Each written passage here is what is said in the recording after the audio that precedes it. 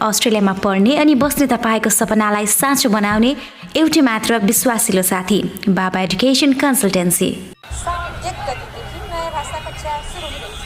तपाईको विदेश पढ्न जाने सपना अब हामी पूरा गर्छौँ। साउन 1 गतेदेखि नयाँ भाषा कक्षा सुरु हुँदैछ। तपाईको विदेश पढ्न जाने सपना अब हामी पूरा गर्छौँ।